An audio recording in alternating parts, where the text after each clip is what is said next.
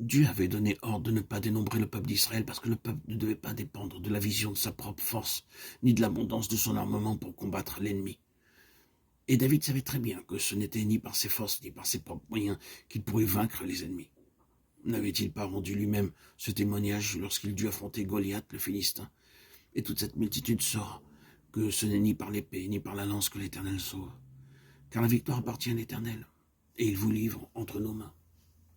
1 Samuel 17, 47.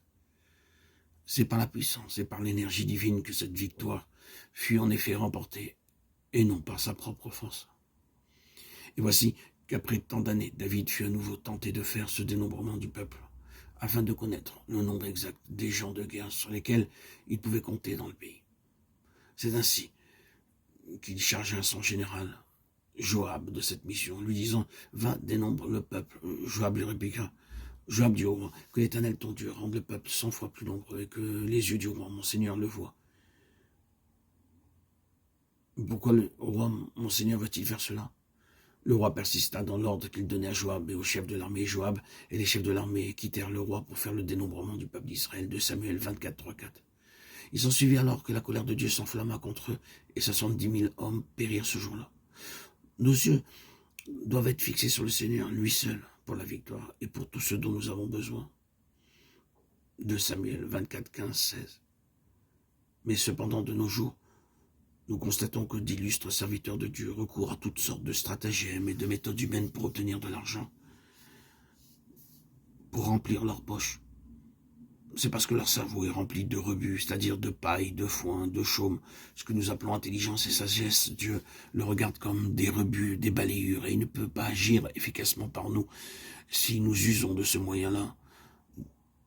Nos yeux doivent être uniquement fixés sur lui pour tout ce qui regarde la satisfaction de nos besoins.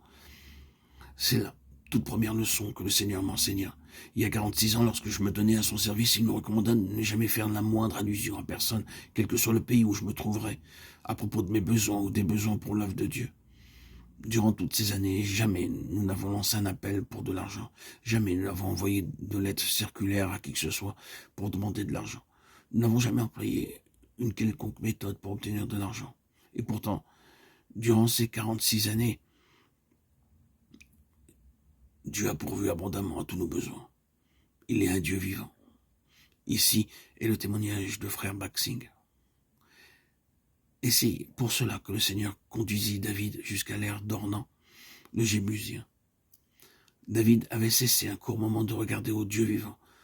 Son regard s'était porté sur les énergies naturelles. Il fallut donc que Dieu l'amenât une seconde fois sur cette ère de bataille afin qu'il fût définitivement débarrassé de ses rebuts, de ses balayures, de foin et de paille qui subsistaient encore en lui.